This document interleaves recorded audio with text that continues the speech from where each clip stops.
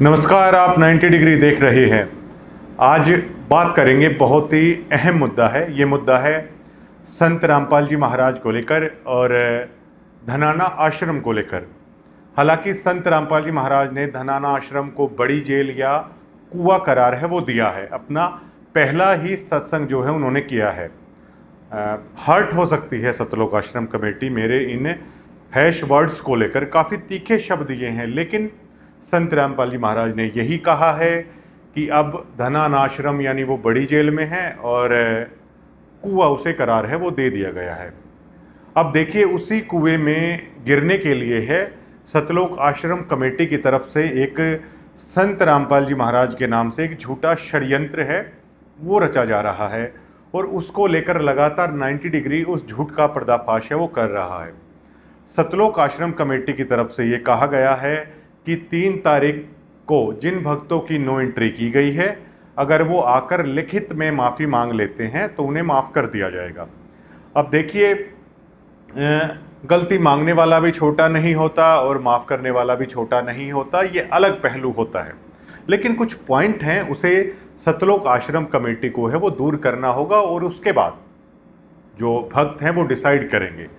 अगर आप आम लोग हैं तो मैं आपको बता दूं कि दरअसल पूरा मामला ये है कि बहुत सारी संख्या में संत रामपाल जी महाराज के ऐसे भक्त हैं जिन्होंने इन कमेटी के आदेशों को मानने से मना कर दिया था। वो आदेश कौन से थे? ये लोग समय समय पर भक्तों को राजनीतिक रैलियों में बेचना है सतलोक आश्रम कमेटी ने शुरू कर दिया था। ये कैसे करते थे? संत रामपाल जी महाराज के नाम से आप स्क्रीन पर भी देख पाएंगे, एक झूठा पीला पर्चा है ये लोग निकालते हैं और उसमें लिख दिया जाता है आपको फला राजनेता को वोट देनी है, आपको इस दिन है फला राजनेता की रैली में जाना है। तो वो भक्त बड़े आहत हुए क्योंकि संत रामपाल जी महाराज का नियम है, वो ये कहता है कि राजनीति से बिल्कुल पूरी तरीके से दूर है वो रहना चाहिए। अगर आप राजनीतिक रैलियों में जाते हैं, राजनेताओं के संपर्क में अगर आप रहते हैं तो फिर आप उनके भक्त हैं वो नहीं माने जाते हैं। अब ये चीज़ जब बार बार होने लगी, ये कमेटी वाले संत रामपाल जी महाराज 11.5 साल तक जेल में रहे। तो जो संत रामपाल जी महाराज का परिवार है, कमेटी के जो लोग हैं, उनकी मनमानियाँ इस तरह बढ़ती गई। जो भक्त अगर इनका विरोध करते थे तो उनके साथ है ये लोग अच्छा व्यवहार नहीं करते थे। गिरावट में हमने ये खुद महसूस किया। संत रामपाल जी महाराज का जो भांजा था सुनील लाठर, उन्होंने बहुत बदतमीजी के साथ हमारे साथ बात की, तानाशाही के साथ हमारे साथ बात की और शायद संत रामपाल जी महाराज के भांजे ने ये सोच लिया कि आम भक्तों की तरह ये लोग भी अत्याचार है वो सहन कर लेंगे। लेकिन हमने उसी दरमियान उस चीज़ का विरोध कहा। हमने कहा कि हमें कोई मतलब नहीं है कि कौन संत रामपाल जी महाराज का परिवार है या आप रिश्तेदारी में आते हैं। हमने संत रामपाल जी महाराज का नाम लिया है तो हमें अपने गुरु से मतलब है। बताइए इसमें क्या गलत कह दिया? उस दरमियान मुझे सुनील लाठर ने कहा था कि हम यहाँ पर एंट्री बैन कर देते हैं, हम ऐसे कर देते हैं, हम वैसे कर देते हैं। तो हमने उस दरमियान भी संत रामपाल जी महाराज के भांजे को कहा था कि कोई इतना भूखा नहीं बैठा हुआ है कि जो यहाँ पर फिर कौन आएगा। अब इन लोगों ने भक्तों की एक चीज़ का फ़ायदा ये उठा लिया है कि संत रामपाल जी महाराज का ज्ञान बहुत निर्मल है, एक बार अगर आदमी उसको सुन लेता है तो वो उसके बिना फिर रह नहीं सकता है। इसलिए ये लोग उसका फ़ायदा उठाते हैं और संत रामपाल जी महाराज के नाम से बहुत बड़ा झूठ का साम्राज्य है इन लोगों ने खड़ा किया, जिसमें भक्तों की वोटों को बेचना, भक्तों को राजनीतिक रैलियों में बेचना। और अगर सतलोक आश्रम कमेटी चाहे तो इस पर लीगल नोटिस भेज सकती है, क्योंकि इसका जवाब देने के लिए मैं खुद है वो तैयार हूँ, क्योंकि मेरे पास इन्होंने खुद ऐसा आदेश है वो भेजा था जिसे मैंने नहीं माना था। तो जो वो भक्त हैं उन्होंने कह दिया कि गुरुजी तो सत्संगों में ऐसा नहीं बताते, हम ऐसा नहीं करेंगे। तो उन लोगों के साथ ये लोग टॉर्चर करने लग गए। उन लोगों को कभी गुरुद्रोही ये लोग कहने लग गए, उन लोगों को कभी अलग अलग बहाने बनाकर है इन्होंने नो एंट्री है कर दी, मतलब आप आश्रम में नहीं आ सकते। उसके बाद उन भक्तों ने एकजुट होकर साध संगति के नाम से एक अलग संगठन है तैयार कर लिया और एक ऐसा संगठन तैयार कर लिया जो बुनियादी तौर पर संत रामपाल जी महाराज के यथार्थ नियमों के साथ है वो चलता है। अब उसके बाद क्या हुआ, इन लोगों को अपनी दुकान बंद होने का डर है वो सताने लगा और धीरे धीरे उन लोगों को इन्होंने गुरुद्रोही या पैसा खाने वाले या आश्रम में चोरी करने वाले उन लोगों का एक गिरोह है इन्होंने करार दे दिया।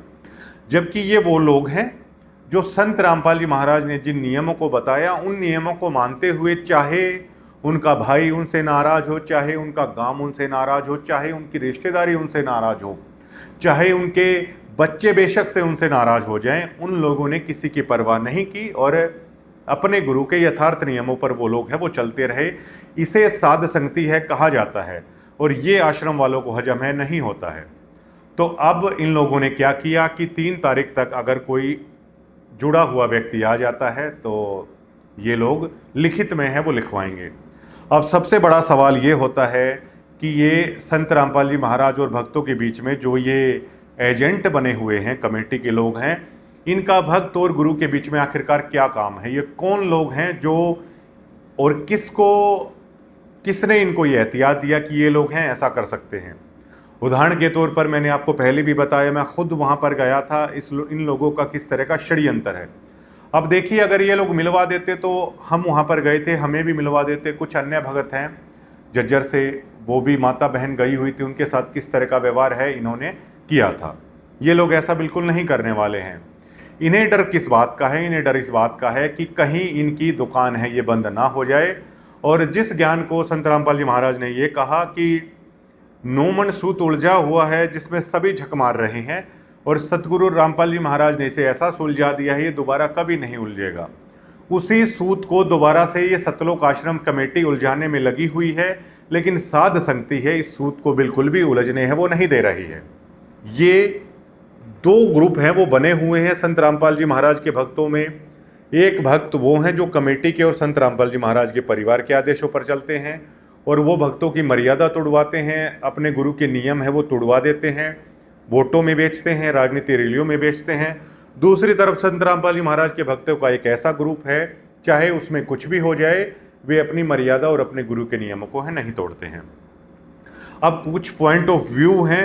अब दोनों लोगों में सिमिलरिटी केवल एक है कि दोनों ही संत रामपाल जी महाराज को मानते हैं। अब जब दोनों ही संत रामपाल जी महाराज को मानते हैं तो सभी लोग ये चाहते हैं कि इस आपसी टकराव का फायदा बाहर वाले लोग ना उठा पाएं और सभी लोग हैं वो एक हो जाएं। इसमें आश्रम कमेटी की तरफ से इसी तरह कहा गया है कि 3 तारीख को वो आ जाएं, लेकिन कुछ पॉइंट है उसे सतलोक आश्रम कमेटी है वो जरूर क्लियर करे। दूसरी चीज ये है कि जो ये पीले पर्चे हैं इन्हें फाड़ कर कूड़ेदान के डिब्बों में डाल दिया है। ये हमारे लिए इससे ज़्यादा कुछ नहीं है उन भक्तों के लिए। ये डर अब बहुत हो चुका है और हम सतलोक आश्रम कमेटी की आंख में आंख डालकर ये कहते हैं कि हमने आपके पीले पर्चों को कूड़ेदान में फेंक दिया है और हमारे लिए रद्दी के कागज के टुकड़े से ज़्यादा इसकी कोई अहमियत नहीं है। हमारे लिए अहमियत केवल और केवल सतगुरु संत रामपाल जी महाराज के उन सत्संगों की है जिसमें उन्होंने जो चीज करनी चाहिए उसके लिए उन्होंने बता दिया है। अब आप बेशक से कुछ करते रहिए। दूसरी चीज ये है कि क्या सतलोक आश्रम कमेटी इस चीज के लिए अब तैयार है कि आगे से वो हमें राजनीतिक रैलियों में नहीं बेचेगी, आगे से वो हमारी वोटों का सौदा है वो नहीं करेंगे, और क्या इसी तरह अन्य भक्तों की तरह हमें भी औरों के घर बनाने के चक्कर में पत्थर तुड़वाए जाएंगे? संत रामपाल जी महाराज ने जो हमें सुमरन दिया, जो भक्ति विधि दी, उसको छोड़कर क्या ये कमेटी हमें डड़े ढोने पर मजबूर करेगी या नहीं करेगी? जो राजनेता वहाँ पर आ रहे हैं, जो सरपंच वहाँ पर आ रहे हैं, क्या हमें उनके सामने हाथ में ट्रे लेकर खड़ा किया जाएगा या नहीं किया जाएगा? ये हमारे कुछ सवाल हैं। वो सवाल इसलिए हैं क्योंकि मैंने संत रामपाल जी महाराज का देखिए नाम ले रखा है, और हमें जब भी कॉन्फ्रेंस में बुलाया जाता है, चाहे वो हरियाणा के मुख्यमंत्री हों, चाहे हरियाणा के मिनिस्टर हों, चाहे वो लीडर ऑपोजिशन हो, कोई सांसद हो, कोई विधायक हो, जब प्रेस कॉन्फ्रेंस होती है तो वो प्रेस कॉन्फ्रेंस में जब आते हैं तो बतौर एक पत्रकार है हम अपनी सीट छोड़कर कभी भी खड़े नहीं होते हैं। जिन नेताओं के सामने संत रामपाल जी महाराज के परिवार के लोग हाथ जोड़े झुके हुए खड़े हुए हैं, उन नेताओं के सामने मैं कभी सीट छोड़कर भी खड़ा नहीं होता, और अकेला मैं नहीं, जो हमारे पत्रकार साथी हैं वो भी कोई छोड़कर खड़ा नहीं होता। और अगर कोई पत्रकार नेता के आने से, चाहे बेशक से वो मुख्यमंत्री हो, अगर सीट छोड़कर खड़ा हो रहा है तो उसकी पत्रकारिता की दुनिया में उसकी वैल्यू है वो नहीं रहती है, क्योंकि पत्रकारिता का उसूल ही यही है कि अगर मीडिया नेता के आने से अगर खड़ी हो जाती है तो फिर उसने एक तरीके से सरेंडर कर दिया है, वो निष्पक्ष नहीं होती है। तो क्या आश्रम कमेटी ये भरोसा दिलाती है कि हमें इन एमएलए को चाय पानी परोसने के लिए वहाँ पर इस्तेमाल नहीं किया जाएगा और इनकी राजनीतिक रैलियों में हमें भेंट नहीं चढ़ाया जाएगा। आश्रम कमेटी एक पॉइंट तो ये क्लियर करे।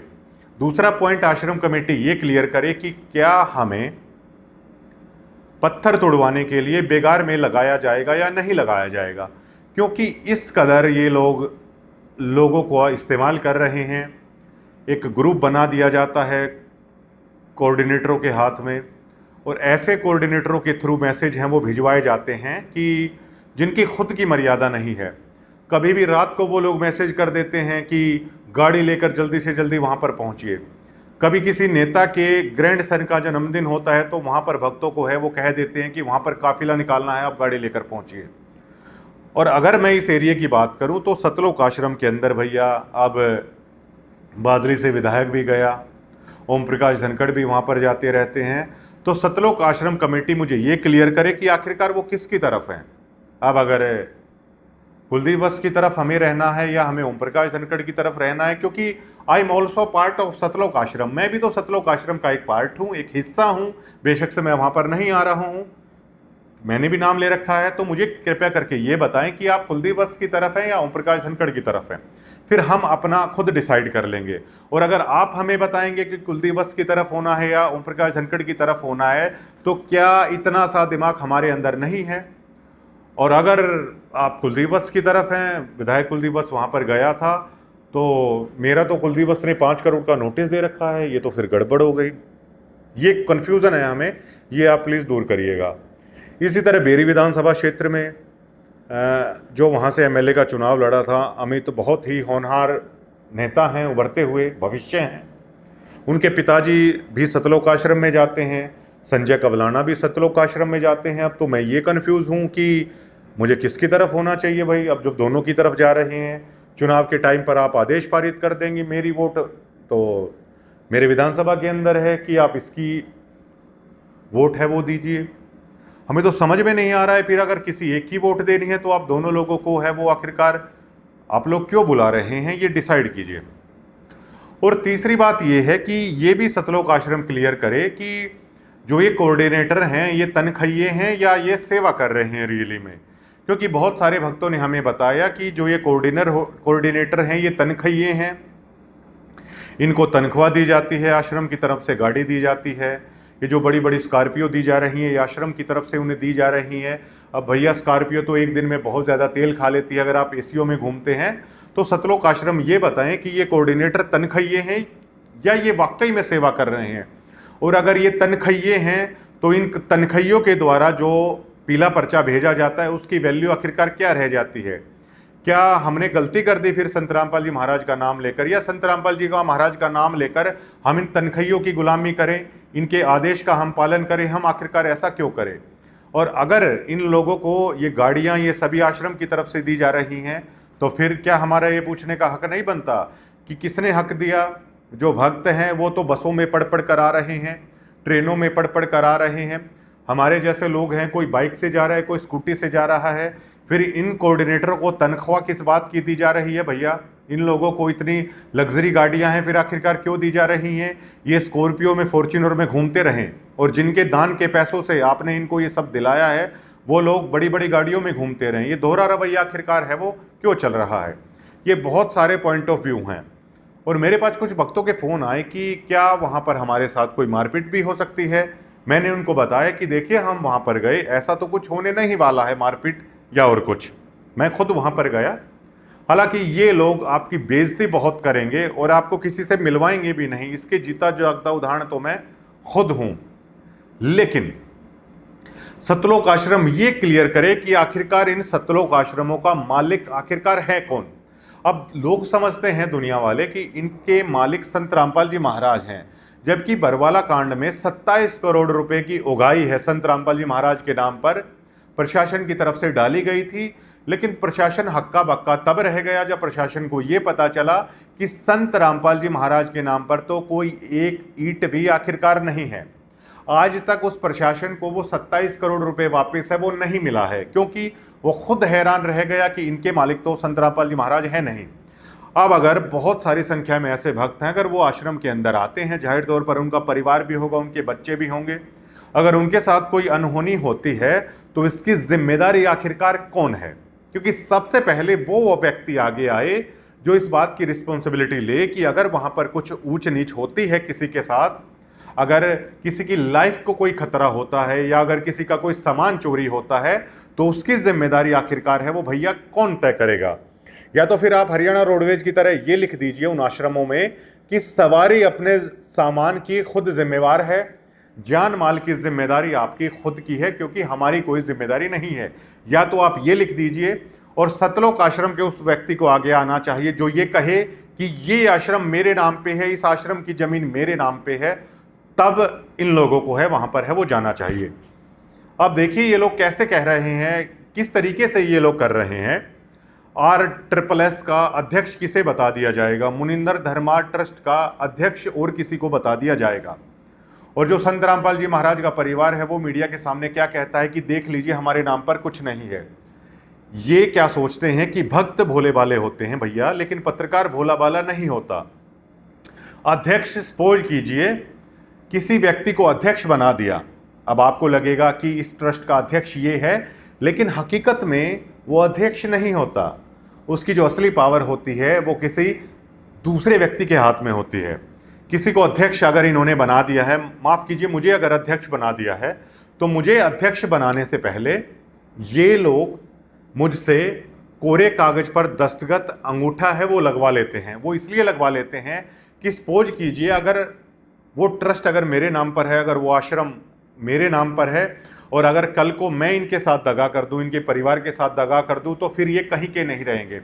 तो इसलिए ये लोग कोरे कागज पर उस अध्यक्ष का अंगूठा और मोहर और साइन है बकायदा लगवा लेते हैं, ताकि अगर मैं कुछ भी 3-5 करूं, ऊपर नीचे करूं, तो तुरंत उस पर इस्तीफा लगाकर किसी दूसरे व्यक्ति को है वो अध्यक्ष बना दिया जाता है। इसमें होता क्या है, इसमें हाथी के दांत दिखाने के कुछ और होते हैं और खाने के कुछ होते हैं। लोगों की नजरों में यह दिखा दिया जाता है कि परिवार के नाम पर कुछ भी नहीं है, जबकि पर्दे के पीछे का असली खेल ये होता है कि असली मालिक ही वो लोग होते हैं। ये इस तरह की चीजें हैं ये लोग करते हैं। अब ये कुछ पॉइंट है, इसे सतलोक आश्रम है वो जरूर है वो क्लियर करे। अब मेरा एक सवाल और ये है कि मैं आम व्यक्ति की तरह अपना आया, जिस तरीके से आम भक्त आता है, और मुझे नहीं मिलने दिया गया। मैंने तमाम चीज़ें भी कह दी, उसके बावजूद है आप लोगों ने मिलने नहीं दिया। और मैं देख पा रहा हूँ कि कोई भी व्यक्ति जो लायक भी नहीं है संत रामपाल जी महाराज से मुलाकात के लिए, उन लोगों की अगुवाई संत रामपाल जी महाराज का परिवार कर रहा है, ये आश्रम के लोग कर रहे हैं। और उसके बाद ये तनखैये लोग उन लोगों का इंटरव्यू है वो ले रहे हैं। अब देखिए जो संत रामपाल जी महाराज के भक्त हैं, अब जैसे हमारे घर में जो दरबार साहिब हमने बना रखा है, उसमें जहाँ पर संत रामपाल जी महाराज की अपने गुरु की भक्ति और पूजा हम नित्य करते हैं, सुबह दोपहर को शाम को, वहाँ पर भैया चाहे कोई MLA हो, चाहे बेशक से प्रधानमंत्री आ जाए, हमारा जो घर का आश्रम है संत रामपाल जी महाराज जिसमें स्थापित है, वहाँ पर प्राइम मिनिस्टर की भी एंट्री है वो नहीं है। अगर आपको आजमाना है आप बेशक से आजमा लीजिए। चाहे हमारा भी कोई सगा भाई बहन है और अगर उसने नाम नहीं ले रखा है, वो उपदेशी नहीं है, तो हमारे घर के दरबार साहिब में उसकी एंट्री कतई भी नहीं है, उसे नहीं घुसने दिया जाएगा। लेकिन इन लोगों के हालात देख लीजिए, जो लायक भी नहीं है उन लोगों को ये लोग जाकर कह रहे हैं कि आप इससे मिल लीजिए, आप उससे मिल लीजिए। अब संत रामपाल जी महाराज दयालु हैं, उन लोगों से मुलाकात कर रहे हैं। अब संत रामपाल जी महाराज ने देख लिया कि 20-25 सालों से इन लोगों को इतना ज्ञान सुनाया, लेकिन ये संगत अब इन्हें पीले झूठे आदेशों की आदत इन्हें हो चुकी है, बेगार करने की इन्हें आदत हो चुकी है, राजनीतिक रैलियों में जाकर नेताओं से प्रभावित होने की इन्हें आदत हो चुकी है, और अब इन्हें आदत हो चुकी है VIP और आम होने की। अब ये मिशन सतगुरु का था कि इसमें कोई ऊंच नीचे और ऊपर नीचे नहीं है, लेकिन इसमें ग्रिल है वहां पर लगा दी गई है।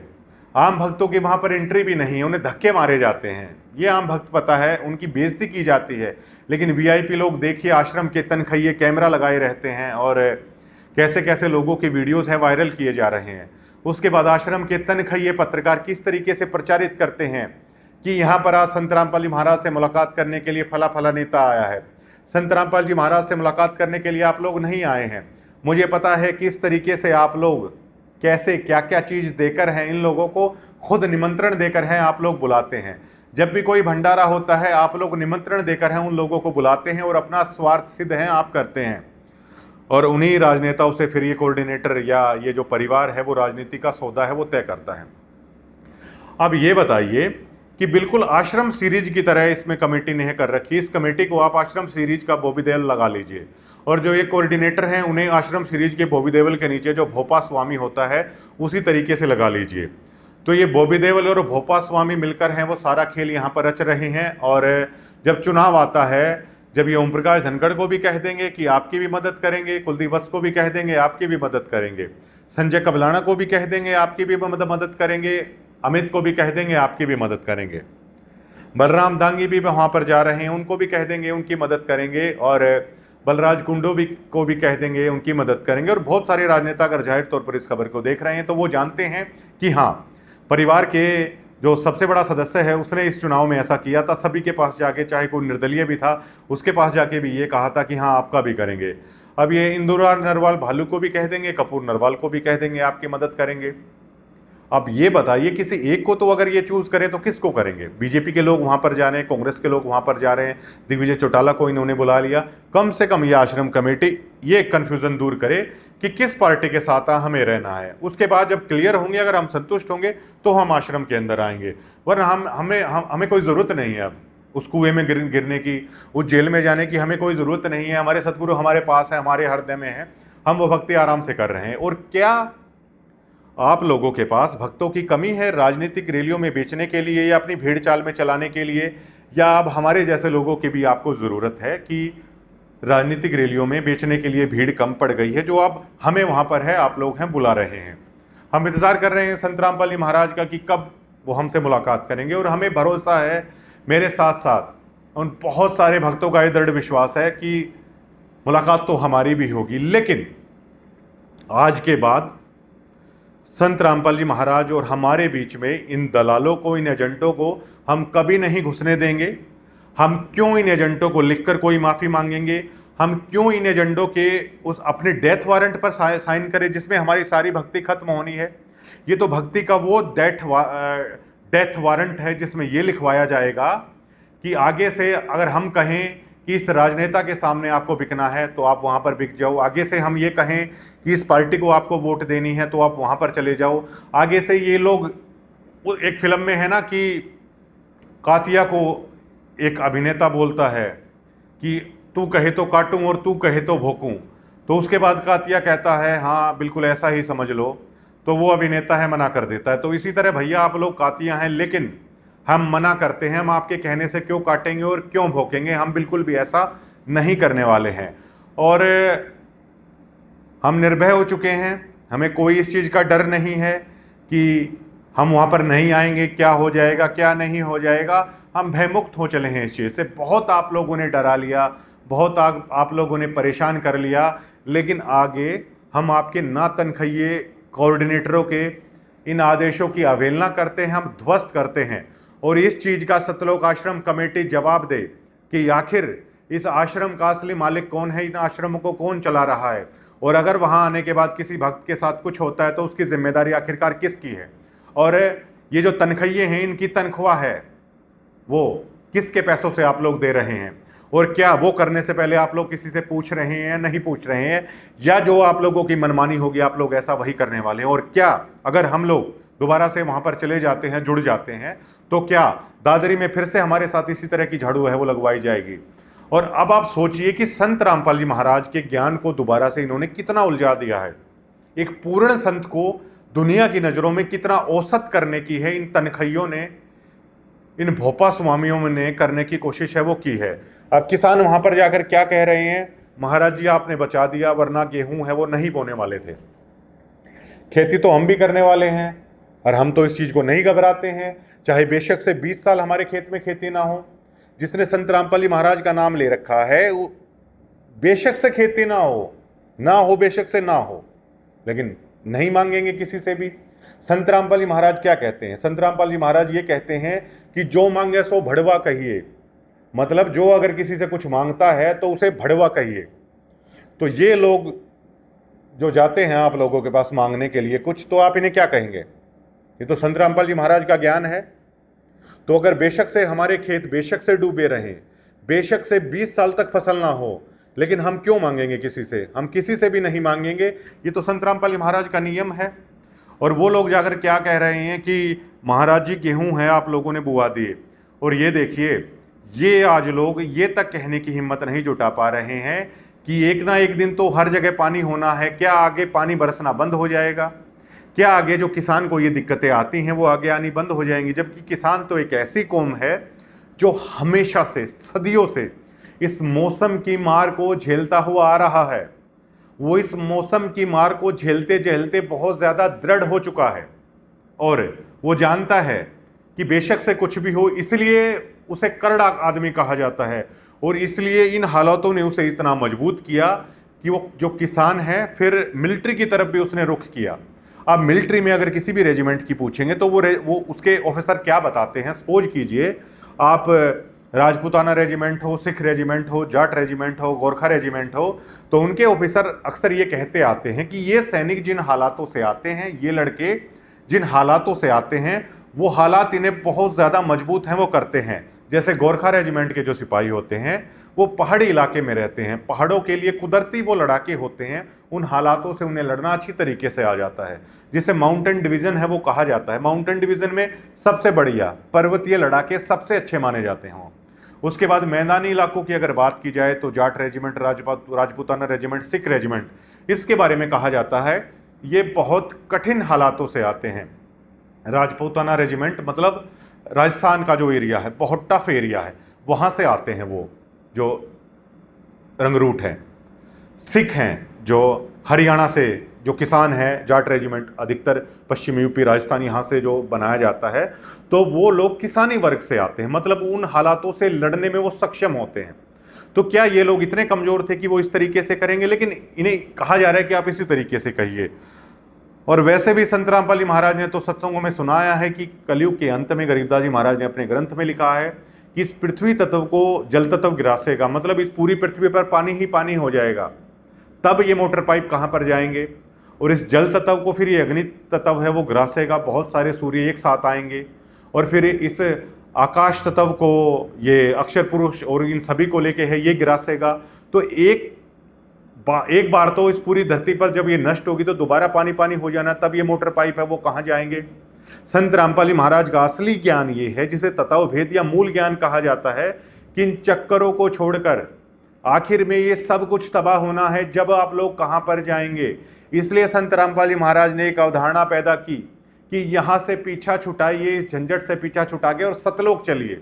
इसीलिए संत रामपाल जी महाराज से आदमी जुड़े कि असंख्य युग हो गए ये सभी चीजें करते करते, ये खेती भी करते करते, ये अलग चीज भी करते करते, व्यापार भी करते करते, ये रमणी भी करते करते असंख्य युग हो चले हैं। आखिर कब तक क्या अब भी आपका जी नहीं भरा है? फिर संत रामपाल जी महाराज कहते हैं कि जीते जी आप एक बार मरकर देख लीजिए, कुछ होता है उसे होने दीजिए, फिर आप उस सतलोक के अंदर जाइए, फिर उस शाश्वत स्थान पर आप जाइए। लेकिन इन्होंने क्या कर दिया, इन भोपा स्वामियों ने संत रामपाल जी महाराज के ज्ञान को कि खेती बुआ दी, मकान बनवा दिए और लाइब्रेरी बनवा दी, ये चीज़ों में है, इस ज्ञान को है कर दिया। जबकि ये ज्ञान इन चीज़ों से पीछा छुटाने के लिए था। संत रामपाल जी महाराज ने सारा संघर्ष इन चीज़ों से पीछा छुटाने के लिए किया था। अब भैया बात ऐसी है, आप लोगों ने बहुत डरा लिया, बहुत आप लोगों ने फ़ायदा उठा लिया कि मंत्र आप लोगों के पास सीढ़ियों में है, आप अपने मंत्र को अपने पास रखिए, ठीक है, नाचिए और गाइए। हमें जो असली यथार्थ मंत्र है वो संत रामपाल जी महाराज ने दे रखा है, और जो नहीं दे रखा है वो संत रामपाल जी महाराज जाने और हम जाने कि हमें वो कैसे देंगे। जब इतने युगों तक हमने प्रतीक्षा की है तो हमें पूरा भरोसा है कि अगर परमात्मा यहाँ पर आया है और आ चुका है वो, तो हमें अपने आप देंगे। अब ये बताइए, एक चीज़ और आप क्लियर कीजिए, हम संत रामपाल जी महाराज को आप लोग कहते हैं अविनाशी परमात्मा है ये, तो फिर उनके साथ वो बंदूकधारी क्या कर रहे हैं? और एक दो वीडियो आई है यहाँ पर एक बंदूक टांगे हुए और लोग जो मिलते हैं वो ऐसे करके निगरानी करके ऐसे करके वहाँ आश्रम में घूम रहा है। मतलब अविनाशी परमात्मा हथियार रखेगा। संत रामपाल जी महाराज तो ये कहते हैं कि जिस भी देवी देवता के पास हथियार है मतलब वो अमर नहीं है, उन्हें मौत का डर है, इसलिए वो हथियार रख रहे हैं। तो संत रामपाल जी महाराज को आप लोग पूर्ण परमात्मा, अविनाशी परमात्मा कैसे मानेंगे? आपको डर है? या जो एक स्टोरी आपने रची थी कि मातरनहेल नहर पर जो जेई साहब हैं, क्योंकि आप तो गुरु को साधारण मनुष्य मानते हो, आप तो संत रामपाल जी महाराज को सिर्फ एक सिंचाई विभाग में कार्य करने वाला जेई मानते थे। वो जेई साहब तो चले गए ऊपर सतलोक में, और उनकी जगह उसी रंग रूप में पूर्ण परमात्मा है ये आए हुए हैं आज के दिन। तो ये क्लियर कर दीजिए कि क्या वो पूर्ण परमात्मा अब चला गया, वो वापस वो जेई साहब आ गए जिन्हें आप अविनाशी नहीं मानते हैं? ये स्टोरी और बता दीजिए आप कि वो पूर्ण परमात्मा तो चला गया और वापस से जिस जेई साहब को ऊपर भेजा था वो जेई साहब है अब आ गया है, तो अब उन्हें पूर्ण परमात्मा नहीं मानते, अब ये जेई साहब हैं, तो इनके ऊपर अब ना चवर करने की जरूरत है और जेई साहब को खतरा हो सकता है, इसलिए अब बंदूकधारी हैं वो इनके साथ रखने की जरूरत है। जबकि हमारा ऐसा नहीं मानना है, आप लोगों का ऐसा मानना होगा। हमने कभी आप लोगों की झूठी स्टोरी पे कभी किया होगा तो किया होगा भरोसा। हमारा तो ये दृढ़ विश्वास है कि पूर्ण परमात्मा ये प्रकट है। ये जो आपने झूठी स्टोरी रची थी, हमारा इसमें कोई बिलीव नहीं है। ये पूर्ण ब्रह्म परमात्मा है, हमारा ये बिलीव है। और हम, ऐसा कौन निर्भाग है जो अपने भजन को खत्म करेगा? आप लोगों के चक्कर में आके असली जो द्रोही हैं, असली जो दूत हो वो आप लोग हो। आप लोगों ने सत्यानाश कर दिया इस पंथ का, और हम तब आएंगे। आप लोग ये चीज क्लियर कीजिए, ना हमें राजनीति रैलियों में बेचा जाएगा, ना हमें किसी एमएलए के सामने, ना किसी सरपंच के सामने, हम किसी वहां पर जगत के व्यक्ति के सामने हम पानी लेकर या इस तरीके से हम नहीं खड़े होंगे। हम किसी सरपंच के सामने खड़े होने के लिए संत रामपाल जी महाराज का नाम नहीं लिया था। हम किसी मिनिस्टर की आओ भगत के लिए संत रामपाल जी महाराज का नाम नहीं लिया था, बल्कि हम इन चीजों को छोड़कर है संत रामपाल जी महाराज की शरण में आए थे। कोई प्रेस कॉन्फ्रेंस होती है, मैं नहीं खड़ा होता कभी भी, हमारा कोई भी पत्रकार साथी खड़ा नहीं होता, बेशक से चाहे वो मुख्यमंत्री हो। मैं आश्रम में जाके क्यों किसी एमएलए के सामने खड़ा होऊंगा वहां पर चाय पानी लेके? मैं ये काम क्यों करूंगा? मैं ये नहीं करूंगा तो आप फिर कल को पीला पर्चा निकालने की सोचेंगे। तो ये चीजें आप लोग बताइए कि क्या आप लोग ये चीजें नहीं करेंगे हम लोगों के साथ? उसके बाद हम लोग डिसाइड करेंगे, और आप इसके बारे में जरूर बताइए। एक सबसे महत्वपूर्ण पहलू और है जो इस सतलोक आश्रम के इन लोगों को है वो क्लियर करना चाहिए। अब देखिए, संत रामपाल जी महाराज को लेकर सबसे ज्यादा क्रिटिसाइज जो इन लोगों ने करवाया वो बरवाला कांड को लेकर करवाया। करोथा आश्रम में इन लोगों ने, आप जानते हैं कि सतगुरु संत रामपाल जी महाराज पूना गए हुए थे सत्संग करने के लिए। छोटे से जमीन के टुकड़े को लेकर है वो विवाद है उपजा था। उसके बाद आपने देखा दूसरी चीज जो सबसे ज्यादा क्या है वो बरवाला कांड को लेकर है, बहुत क्रिटिसाइज है वो किया जाता है।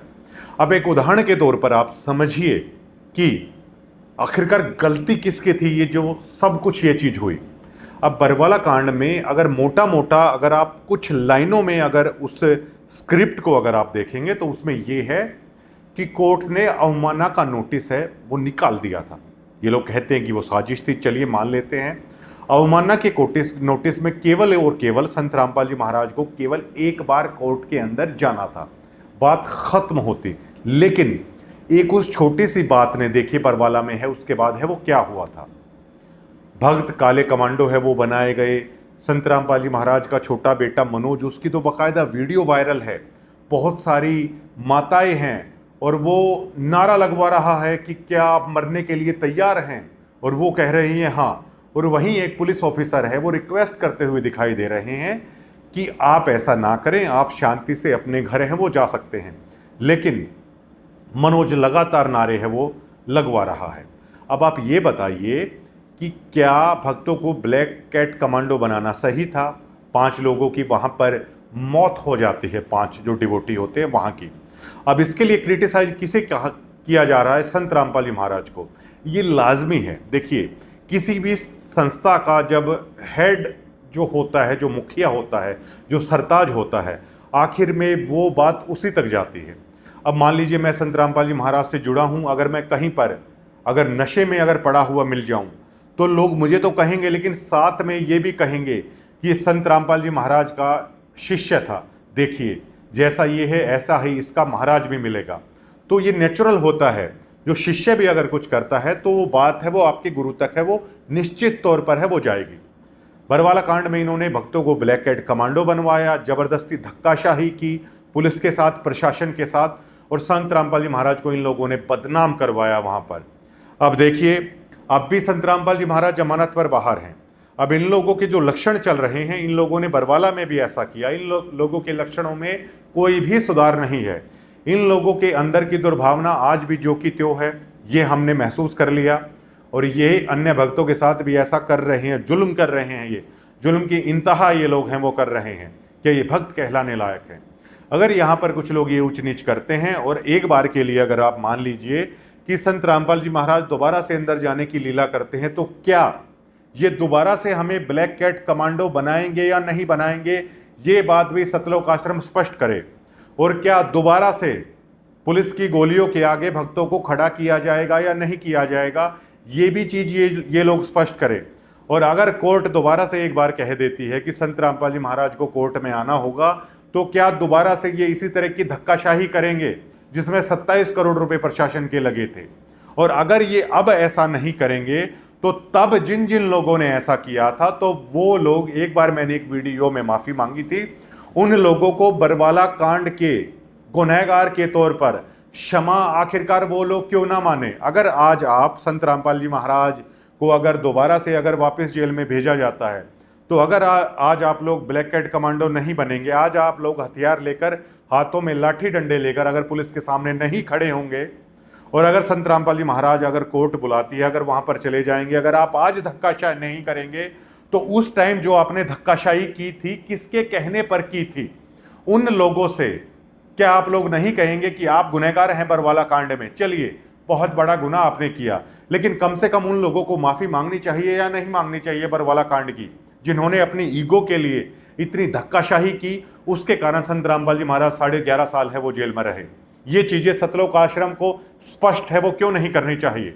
उसके बाद हम लोग हैं सतलोक आश्रम में आएंगे, वरना क्या हम उस गुनाह का हिस्सा बने दोबारा से? कि हरकतें आप करिए, धक्काशाही आप कीजिए, काले कमांडो आप हमें बनाइए, ठीक है, और नारे आप लोग लगवाइए कि क्या आप बनने के लिए तैयार है। झूठ आप बोलिए कि संत रामपाल जी महाराज आश्रम में नहीं है, झूठ आप बोलिए संत रामपाल जी महाराज की हेल्थ है गवाही नहीं दे रही है, और लगातार प्रशासन वहां पर कई दिनों तक आपके सामने रिक्वेस्ट है वो करता रहे, लेकिन आप धक्काशाही करते रहिए और उसके बाद अपने गुरु को 11.5 साल है वो अंदर डलवा दीजिए। क्या दोबारा से हम आश्रम में जाके, आज भी उसी तरह के हालात है, क्या हम उस गुनाह का हिस्सा बने दोबारा से सतलोक आश्रम के अंदर जाके, कि दोबारा से वो हरकतें करें जिसके कारण गुरु को दोबारा से जेल के अंदर पहले डलवा दिया गया 11.5 साल से? ये है सतलोक आश्रम स्पष्ट करें। एक पहलू और है सबसे अहम, भक्तों, दर्शकों, आप वो सोचिए, सबसे अहम पहलू ये है कि संत रामपाल जी महाराज के पास ये लोग पाइप और मोटर लेने जा रहे हैं केवल। चलिए, इन लोगों को तो नहीं पता होगा, लेकिन कम से कम इन कमेटी के भोपा स्वामियों को, जो ये तनखइये हैं, क्या ये लोग भी भूल गए, इन लोगों की इल्म नहीं है कि सतगुरु के पास सबसे अमूल्य वस्तु कौन सी है? सतगुरु के पास मुक्ति का मार्ग भी है, सतगुरु के पास सतलोक है, सतगुरु के पास एक ऐसी जड़ी बूटी है जिससे आपका जन्म मरण का रोग है वो हमेशा हमेशा के लिए मिट सकता है। संत रामपाल जी महाराज के पास वो मोक्ष मंत्र है जिससे दोबारा आपका जन्म मरण नहीं होगा, आप उस अमर लोक में चले जाएंगे। क्या ये भोपा स्वामी भी इस बात को भूल गए? ये तो फिर वही बात हो गई कि एक व्यक्ति को आप 2 ऑप्शन दीजिए, एक भारतीय रुपया आप रख दीजिए और एक बराबर में $1 यानी अमेरिका का 1 रुपया रख दीजिए, तो आप समझदार किसे मानेंगे? दोनों हैं तो 1 रुपये ही, लेकिन जो समझदार व्यक्ति होगा उसे ये पता है कि जो भारतीय 1 रुपया है वो केवल 1 रुपया है, लेकिन जो दूसरा 1 रुपया है अमेरिका का वो 95 है, मतलब वो 95 रुपये का 1 रुपया है। तो जो समझदार व्यक्ति भारतीय 1 रुपये को उठाएगा, क्या आप उसे समझदार कहेंगे?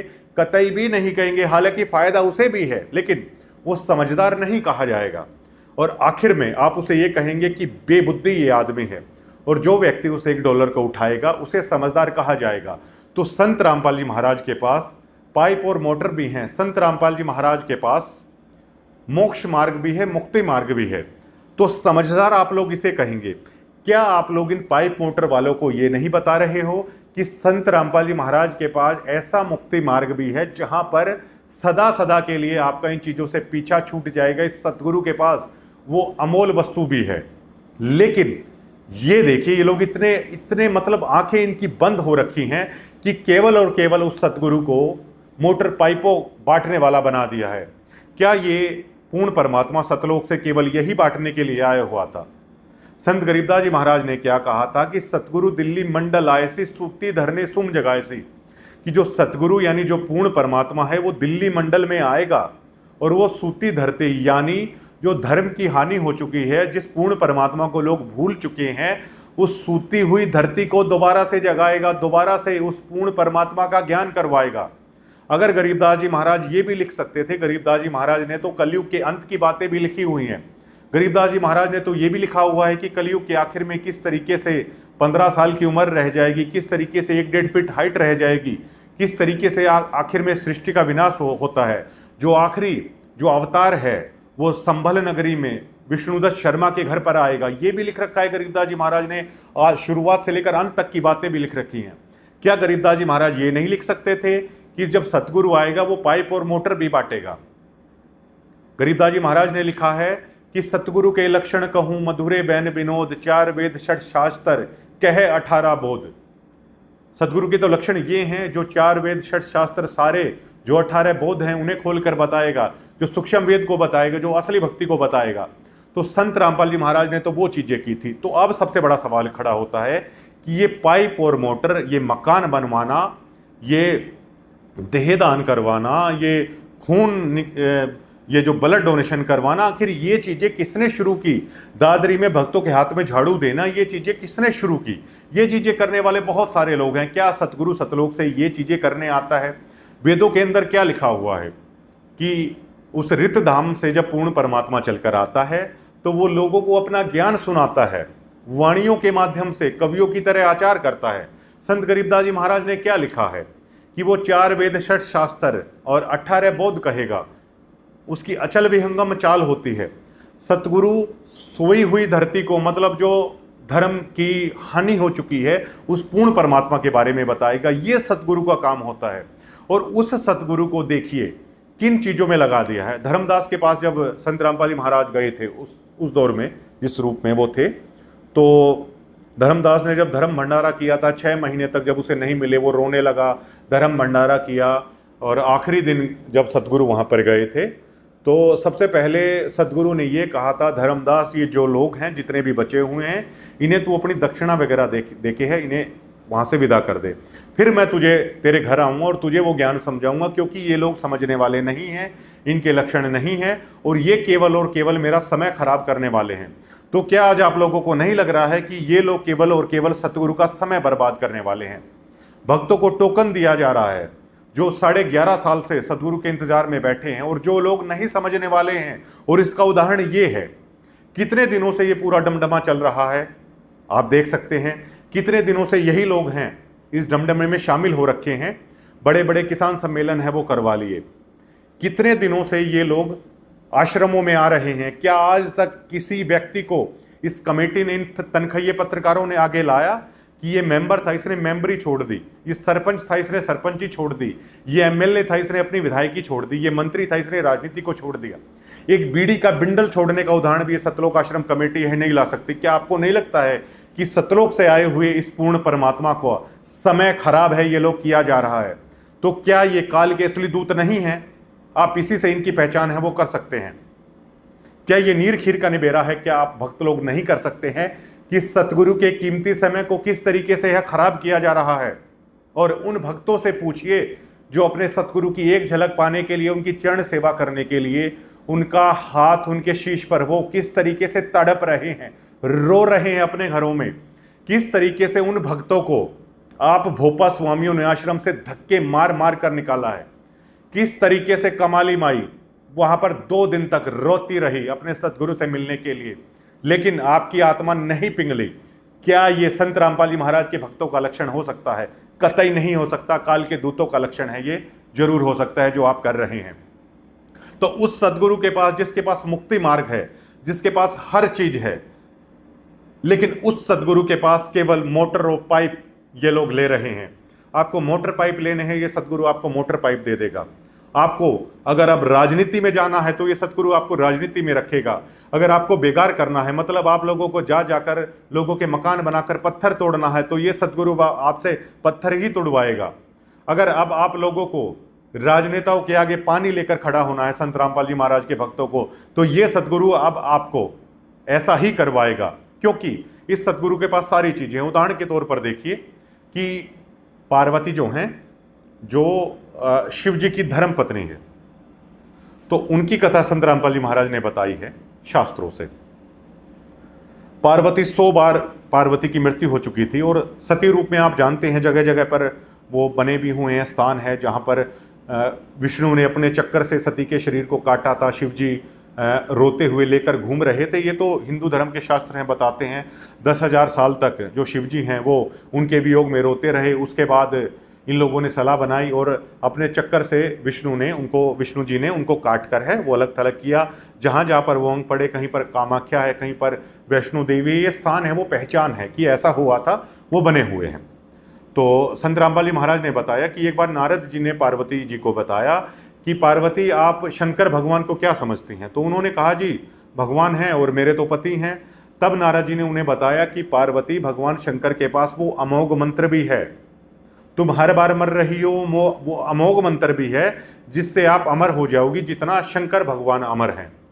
तो पार्वती के पैरों के नीचे से जमीन है वो खिसक गई थी। उन्होंने कहा कि नारद जी आप ये क्या कह रहे हैं। उन्होंने कहा पार्वती आपने अभी तक शंकर भगवान को अपने पति रूप में देखा है। उदाहरण के तौर पर देख लीजिए कि आप कितने भी बड़े अफसर हों, चाहे आप कुछ भी हों, आपकी धर्मपत्नी आपको नॉर्मल ही समझेगी। ये इस दुनिया का नियम है, चाहे आप कितने भी बड़े हों। ये मजाक भी चलता है कई जगह पर कि घर की कमान किसके हाथ में होती है, धर्मपत्नी के हाथ में हो, चाहे आप इंस्पेक्टर हो, चाहे जजों को, चाहे राजनेता हो। तो इसी तरीके से वहाँ भी है। तो कहा कि पार्वती आपने अभी तक शंकर भगवान को अपना पति मान रखा है। और पार्वती जी की सोच क्या थी, मैं तो भगवान के साथ रहती हूँ, मुझे और किसी चीज़ की भक्ति की, किसी चीज़ की ज़रूरत ही नहीं है। तो उस दिन जब शंकर भगवान आए तो पहले तो वो जब घर पर आते थे तो जैसे धर्मपत्नी व्यवहार करती हैं, अक्सर आप भी देखते होंगे, कई बार नाराज भी रहती हैं, तो इसी तरह कई बार होता था। लेकिन जब शंकर भगवान घर पर आए तो पार्वती उनके पैरों में गिर गई और पैरों में गिरकर कहा कि गुरुदेव मैं क्षमा प्रार्थी हूँ, मुझे कृपया करके आप वो अमोघ मंत्र है वो प्रदान कीजिए। तो शंकर भगवान ने कहा कि पार्वती आज आपको ये क्या हो गया, आज तुम्हें ये क्या हो गया, आज इतना बदला बदला क्यों नजर आ रहे हो और किसने तुम्हें ये बताया। तब पार्वती ने कहा कि गुरुदेव कृपया मेरा उद्धार कीजिए और मैं मतलब प्लीज़ मुझे वो मंत्र है वो प्रदान कीजिए। तो उन्होंने कहा पार्वती ये तुझे किसने बताया। तो उन्होंने कहा कि आज मुझे नारद जी मिले थे। तो शंकर भगवान ने बताया कि मेरे गले में जो ये नरमुंड की माला है पार्वती, जब तुम मर जाती हो तो हर बार मैं इसमें से एक धारण कर लेता हूँ और इसी तरह तुम 100 बार है वो मर चुकी हो। तो फिर पार्वती ने पूछा कि भगवान क्या मेरे मरने के पश्चात आप रोते हो। तो उन्होंने कहा कि एक बार आपके वियोग में मैं 10,000 साल तक रोता रहा था और आपके कंकाल को लेकर भटकता रहा था। फिर विष्णु जी ने अपने सुदर्शन चक्कर से है वो काटा, तब मेरा वो मोह खत्म हुआ और हर बार फिर दोबारा तुमसे मतलब शादी है करता हूँ, इस तरह की चीज़ें हैं वो की। तो तब उन्होंने कहा कि भगवान आज ने आपके पास वो अमोघ मंत्र था, आज तक आपने क्यों नहीं दिया।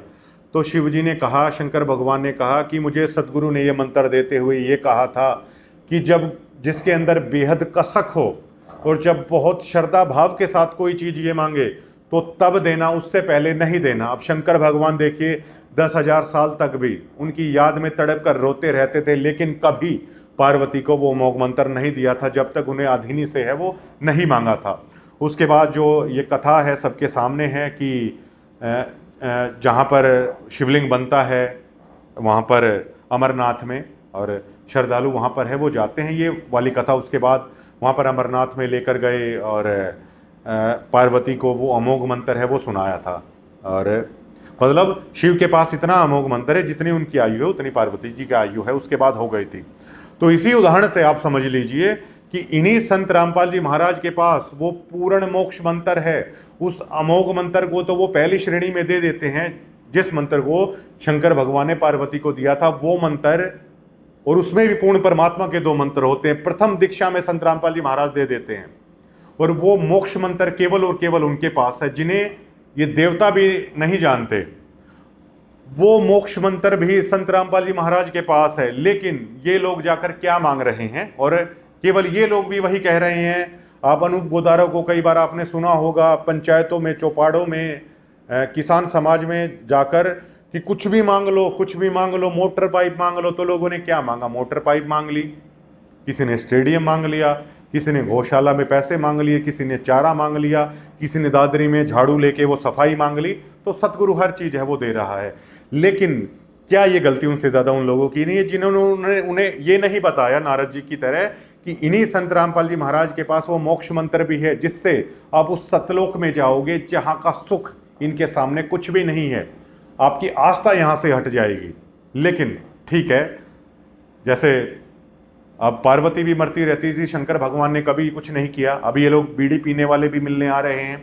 अब तंबाकू सेवन को लेकर गरीबदास जी महाराज ने कहा है कि 70 जन्म तक अलग अलग कैसी कैसी योनियों में है आदमी को भटकना पड़ता है। संत रामपाल जी महाराज से मिल रहे हैं लेकिन उन्हें भटकना पड़ेगा। सतगुरु कभी नहीं बताएगा, जो चाहिए आप है वो ले लीजिए। तो इसी सतगुरु के पास आप लोगों ने क्या मांग लिया? पत्थर तोड़ना मांग लिया, बेगार मांग ली, राजनीतिक रैलियों में जाना मांग लिया, किसी भी नेता को सपोर्ट करना मांग लिया, झाड़ू निकालना मांग लिया। तो ये सतगुरु अब आपको वही देगा। लेकिन दूसरी तरफ साध संगति ने केवल और केवल अपने गुरु को मांग लिया, इसीलिए उनके पास गुरु है। एक पॉइंट और मेरा है, उसे भी आश्रम कमेटी है वो नोट कर ले, जो कोरा कागज रख कर और येलो पेज के माध्यम से आप बताइएगा। जो एमएलए के साथ आ रहा है उसकी बड़ी रिस्पेक्ट हो रही है, क्योंकि मैं अकेला आया तो आप लोग तो धक्के मारते हैं भक्तों को। तो अगर मैं एमएलए के साथ आता हूँ, 4-5 एमएलए को मैं लेके आ जाऊँगा। अभी तक ज़्यादा एमएलए वहाँ पर नहीं पहुँचे हैं और मैं आप लोगों ने जितनी कोशिश कर ली इन भोपा स्वामियों ने, तो भी इतने सरपंच और एमएलए वहाँ पर नहीं आए हैं। मैं बहुत सारे बड़े बड़े लोगों को लेकर आ सकता हूँ, कम से कम इनसे ज़्यादा तो मेरी क्षमता है एमएलए को वहाँ पर लाने की और बड़े बड़े राजनेताओं को वहाँ पर लाने की, बड़े बड़े खाप प्रधानों को या बड़े बड़े सरपंचों को वहाँ पर लेकर आने की। तो अगर मैं बहुत बड़े बड़े खाप प्रधानों को, बहुत बड़े बड़े सरपंचों को, 40-50 सरपंचों को, साथियों को और कई सारे एमएलएज को अगर मैं वहाँ पर लेकर आता हूँ, तो तब क्या मुझे इतना ही वीआईपी ट्रीटमेंट मिलेगा? और मुझे लगता है मैं ये चीज़ क्योंकि जो एमएलए को लेकर आ रहा है, मतलब जो आदमी जिसको लेकर आ रहा है ना, वो वहीं पर खड़ा है। कहीं पर अनूप गोदारा खड़ा है, किसी को लेकर आ रहा है, कहीं पर वो कृष्ण खड़ा है, शायद वो हिसार से वो पत्रकारों को लेकर गया था, वो खड़ा है। मतलब उस आदमी को शाबाशी मिल रही है जो लोगों को लेकर आ रहा है। तो इन लोगों से तो ज़्यादा एमएलए, ज़्यादा सरपंच, ज़्यादा खाप प्रधानों को लेकर है, मैं वहाँ पर है वो पहुँच सकता हूँ। तो क्या उसके बाद यह आश्रम कमेटी बताए क्या वीआईपी ट्रीटमेंट हमें मिलेगा या नहीं मिलेगा? क्योंकि हम भी सक्षम हैं इस तरह की चीज़ों को करने में। तो और आप एक चीज़ वो देख चुके हैं कि आप 12 साल से आप लोगों के अंदर क्षमता नहीं थी कि आश्रम कैसे है वो ओपन होने वाला है, करोथा वाला। तो ये चीज़ भी आप जरूर से जरूर है वो बताइए। और हम लोग एक गुरु के ही तो शिष्य हैं, इसमें कोई दुर्भावना की बात थोड़ी है। अगर आपको एमएलए चाहिए तो मैं लेके आता हूँ, अगर आपको सरपंच चाहिए तो मैं लेके आता हूँ, अगर आपको बड़े बड़े बिजनेसमैन वहाँ पर चाहिए हैं तो मैं लेके आता हूँ। और कम से कम जिन्हें आप ला रहे हैं उससे ज़्यादा अच्छी अदाकारी, उससे ज़्यादा अच्छी एक्टिंग है, मैं उन लोगों से वहाँ पर करवा सकता हूँ। वो लोग तो बल्कि ये भी बोल देंगे कि बस कमाल हो गया जी आपने जो किया, बस कमाल हो गया जी आपने जो किया। तो ये जरूर बताइएगा आप।